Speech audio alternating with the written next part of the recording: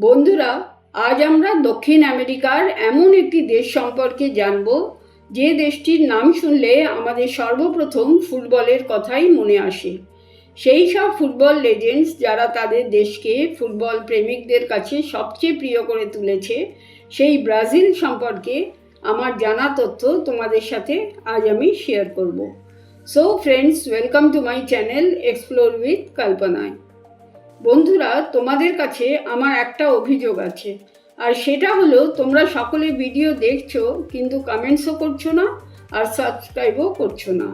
তোমরা যদি কমেন্ট না করো তাহলে আমি বুঝবো কি করে আমার ভিডিওর ইনফরমেশন তোমাদের ভালো লাগছে কি না, অথবা যতটুকু ইনফরমেশন দিচ্ছি তোমাদের জন্য হেল্পফুল হচ্ছে কি না। আমি যদি কোনো ভুল বা কম তথ্য দিয়ে থাকি তোমরা না বললে আমি জানবো কি করে?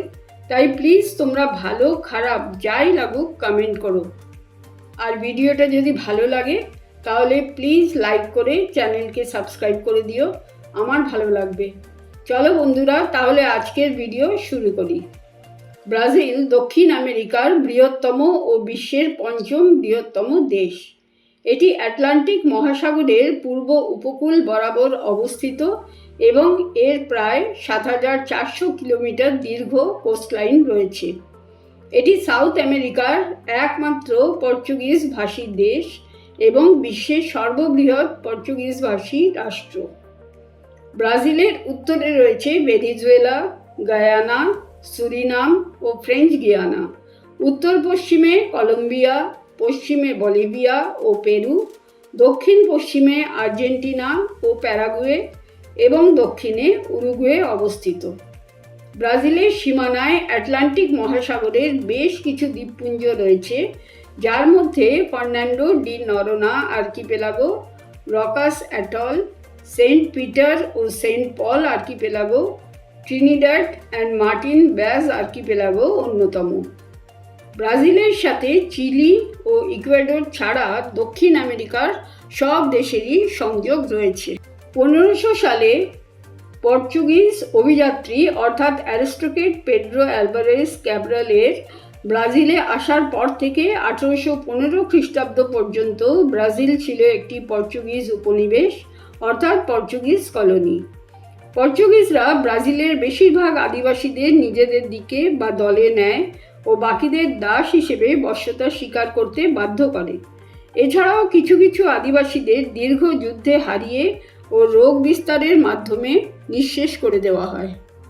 16শো শতকের মধ্যভাগে ঔপনিবেশিকেরা উত্তর পূর্ব উপকূলের ভালো মাটি ও অনুকূল জলবায়ুর সুযোগ নিয়ে সেখানে আখের প্লান্টেশন স্থাপন করে। সেই সময় চিনি ছিল ব্রাজিলের সবচেয়ে গুরুত্বপূর্ণ রপ্তানির পণ্য। আন্তর্জাতিক বাজারে চাহিদা বৃদ্ধি হওয়ায় উৎপাদন বাড়ানোর জন্য পর্তুগিজরা আফ্রিকান স্লেভসদের নিয়ে আসা শুরু করে। 1815 সালে নেপোলিয়ন পর্তুগাল আক্রমণ করায় পর্তুগিজরা সাম্রাজ্যের কেন্দ্র লিসবন থেকে ব্রাজিলের রিও ডি জানাইরোতে সরিয়ে নেওয়া হয়। 1822 সালে ব্রাজিল পর্তুগিজ শাসন থেকে স্বাধীনতা লাভ করে। ব্রাজিল নামটি কোথা থেকে এসেছে সেটা কিন্তু সঠিক কেউ জানে না। ঐতিহ্যগতভাবে ধারণা করা হয় ব্রাজিল উড, যা এক প্রকার কাঠ উৎপাদনকারী গাছ, তার থেকেই এই নামটি এসেছে। 16 শতকের দিকে ব্রাজিল থেকে নাবিকরা এই কাঠ এক্সপোর্ট করত। পর্তুগিজ ভাষায় ব্রাজিল উডকে পাও ব্রাজিল নামে ডাকা হয়। দ্য ওয়ার্ড পাও means wood and Brazil means reddish timber like. The name was initially used to refer to land of Brazil and later shortened to simplify Brazil. বিশাল অরণ্যে ঘেরা এই দেশটি দক্ষিণ আমেরিকার 47% জায়গা জুড়ে অবস্থিত। বিশ্বের সবচেয়ে বেশি ক্যাথলিকের বসবাস এই ব্রাজিলে। এই দেশের মোট জনসংখ্যার 65% ক্যাথলিক। বেশিরভাগ ব্রাজিলিয়ানরা 3টি জাতিগোষ্ঠী থেকে এসেছে। এরা হলো আমেরিকান ইন্ডিয়ানস, যাদের আমেরিন্ডিয়ানস বলা হয়, ইউরোপিয়ানস প্রধানত পর্তুগাল থেকে, ও আফ্রিকানস। 19 শতকের শুরু থেকে ইউরোপ, মিডল ইস্ট এমনকি জাপান থেকে এখানে মানুষ আসতে শুরু করে ও বর্তমানে জাপানের বাইরে এদেশেই জাপানি প্রবাসীর সংখ্যা সবচেয়ে বেশি। ফলে বিভিন্ন সংস্কৃতি মিলে ব্রাজিলে একটি সমৃদ্ধ সংস্কৃতি তৈরি হয়েছে। বিশ্বের দ্বিতীয় বড় নদী অ্যামাজন ব্রাজিলে অবস্থিত। প্রায় 4250 মাইল পাড়ি দিয়ে দক্ষিণ আমেরিকার 5টি দেশের উপর দিয়ে এই নদী আটলান্টিক মহাসাগরে গিয়ে পড়েছে। বিশ্বের অন্যান্য নদীগুলির থেকে অনেক বেশি পরিমাণ জল এই নদী ধারণ করে। অ্যামাজন নদীর কিন্তু কোনো সেতু নেই। পর্যটকদের জন্য ব্রাজিল একটি আকর্ষণীয় জায়গা, তাই প্রতি বছর প্রায় 60 লক্ষ পর্যটক ব্রাজিল ঘুরতে যায়। অর্থনৈতিক দিক দিয়ে ট্যুরিজম ব্রাজিলের এক গুরুত্বপূর্ণ অংশ। 1889 সালে ব্রাজিলের নতুন সরকার প্রতিষ্ঠিত হওয়ার পর ন্যাশনাল ফ্ল্যাগ তৈরি করা হয়, যা দেশটির জাতীয় পরিচয় ও সংস্কৃতির একটি গুরুত্বপূর্ণ অংশ। পতাকাটি সবুজ, হলুদ ও নীল রঙের সমন্বয়ে গঠিত। সবুজ রং ব্রাজিলের বৃষ্টি সদৃশ বনভূমি ও অ্যামাজন অঞ্চলের প্রতিনিধিত্ব করে। হলুদ রং দেশের স্বর্ণ খনিগুলোর প্রতীক ও নীল রং আকাশকে বোঝায়। পতাকার কেন্দ্রে 27টি তারা রয়েছে, যা ব্রাজিলের রাজ্যগুলি ও দ্য ফেডারেল ডিস্ট্রিক্ট অব ব্রাসিলিয়ার প্রতিনিধিত্ব করে। নীল রঙের বৃত্তের মধ্যে অডেম ই প্রোগ্রেসো লেখা, যা শৃঙ্খলা ও অগ্রগতি বোঝায়। ব্রাজিলের এই ফ্ল্যাগটি ব্যান্ডেরা ডু ব্রাজিল নামে পরিচিত, অর্থাৎ ফ্ল্যাগ অব ব্রাজিল। এটি পর্তুগিজ ভাষায় লেখা। ব্রাজিলের কারেন্সি হলো Brazilian real, and 1 real is equal to approximately ₹15। Portuguese হলো ব্রাজিলের সরকারি ভাষা। দেশের প্রায় 96% মানুষ পর্তুগিজ ভাষায় কথা বলে। এছাড়াও এখানে 200টিরও বেশি বিভিন্ন আদিবাসী ভাষা প্রচলিত। ইটালিয়ান, জার্মান ও জাপানিজ ভাষারও প্রচলন আছে। কফি এক্সপোর্ট করায় ব্রাজিলের স্থান বিশ্বে প্রথম। In 2024, Brazil shipped 50.4 million bags of coffee, a 29% increase from 2023. বিশ্বের সবচেয়ে লম্বা আকৃতির দেশ হল ব্রাজিল। উত্তর থেকে দক্ষিণে প্রায় 4395 কিলোমিটার ও পূর্ব থেকে পশ্চিমে প্রায় 4019 কিলোমিটার লম্বা। বিখ্যাত অ্যামাজন ফরেস্ট থাকার কারণে বিভিন্ন প্রজাতির পশু পাখি দেখা যায়। এখানে 600টি প্রজাতির স্তন্যপায়ী, 1500 প্রজাতির মাছ ও 1600 প্রজাতির পাখির আবাসস্থল। অবাক করার মতো তথ্য হলো দেশটিতে 1 লাখ প্রকার বিভিন্ন পোকামাকড় আছে। এসবের বেশিরভাগ বাস করে ব্রাজিল জুড়ে ছড়িয়ে থাকা বনে ও জঙ্গলে। তবে অনেক প্রজাতি পাম্পাস ও সেমি ডেজার্ট অঞ্চলেও বাস করে। পাম্পাস হলো শুষ্ক তৃণভূমি। ব্রাজিলের রুক্ষ পাহাড়, পাইন ফরেস্ট, বিস্তৃত জলাভূমি ও দীর্ঘ উপকূলীয় সমভূমিও রয়েছে। ব্রাজিলের সমুদ্র সৈকত সবচেয়ে বেশি পরিচিত। এই দেশের প্রচুর প্রাকৃতিক সম্পদ দেশের অর্থনৈতিক উন্নতির ভার গ্রহণ করেছে। অনেক পর্যটকের কাছে ব্রাজিলে 2টি স্থান আকর্ষণীয়: ইগুয়াজু ফলস ও অপরিসীম জীব বৈচিত্র্যপূর্ণ Amazon rain forest. Iguazu Falls দক্ষিণ আমেরিকার একটি প্রাকৃতিক বিস্ময়।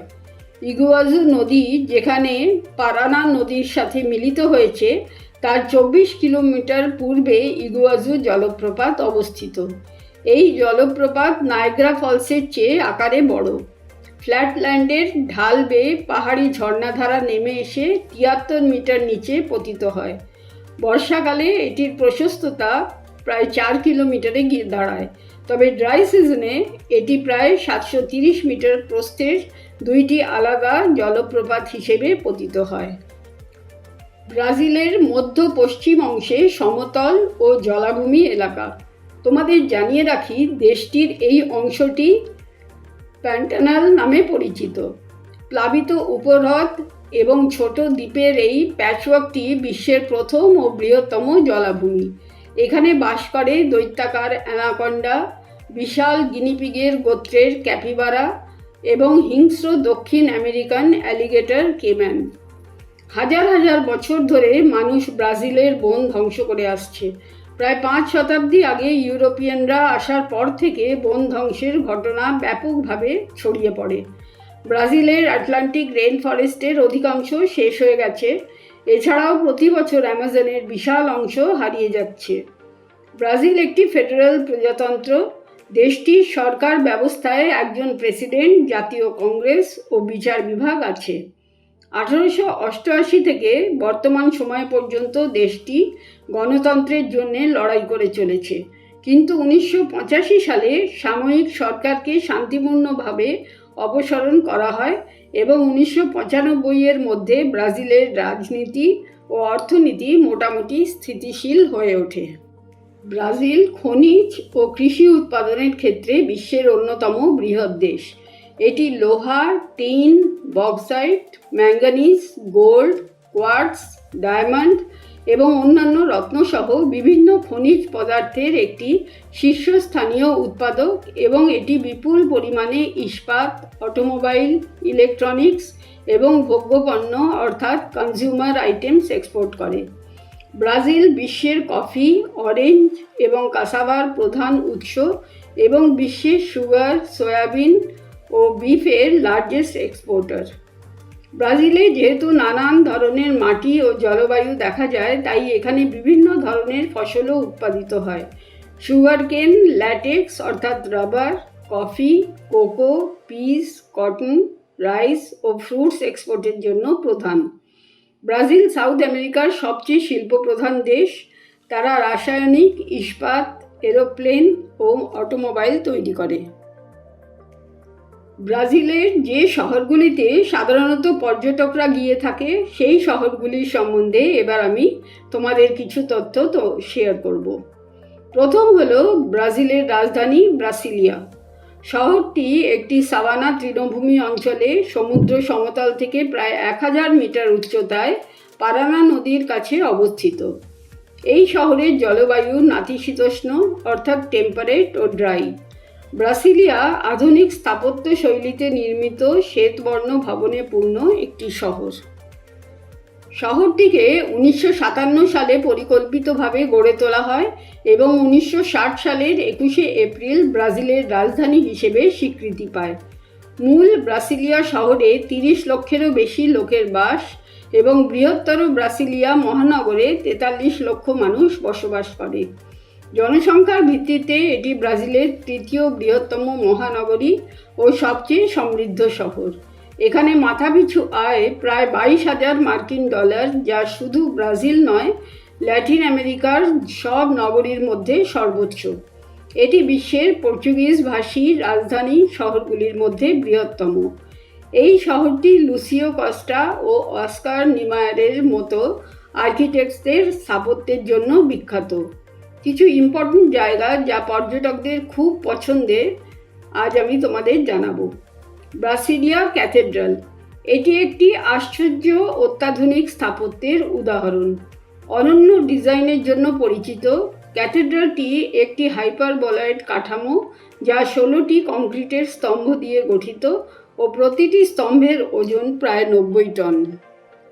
Hyperboloid অর্থাৎ it's a three-dimensional surface that can be described as the surface of revolution created by rotating a hyperbola around its axis. এটি শহরের প্রধান আকর্ষণ। অসাধারণ স্থাপত্যটি অস্কার নিমায়ারের আর্কিটেকচারে তৈরি। এই বিশাল ক্যাথেড্রালের প্রায় 4000 মানুষ একসাথে যেতে পারে। বন্ধুরা, আমি জানি তোমরা সকলেই ব্রাজিল কিংবা আর্জেন্টিনার ফুটবল প্লেয়ার্সদের ফ্যান, কিন্তু শুধু প্লেয়ার্সদের ভালো লাগে বললে তো হবে না, তাদের দেশটা কেমন সেই সম্বন্ধেও তো সব কিছু জানতে হবে। তাই আমি আমার ভিডিওর মাধ্যমে তোমাদের পর্যটকদের খুব ভালোবাসার জায়গাগুলো দেখাতে চাইছি, কিন্তু একটা ভিডিওতে তো সবটা দেখানো একেবারেই সম্ভব নয়। তাই বাকি জায়গাগুলো ও অন্যান্য তথ্য আমি কন্টিনিউয়েশন ভিডিওতে জানাবো। তোমরা প্লিজ সাবস্ক্রাইব করে রেখো নেক্সট ভিডিওর নোটিফিকেশন পাওয়ার জন্য। তাহলে আজ আমি এখানেই শেষ করছি। ভিডিওটা ভালো লেগে থাকলে লাইক, কমেন্ট করো। সকলে খুব ভালো ও সুস্থ থেকো। আজ আসি, বাই।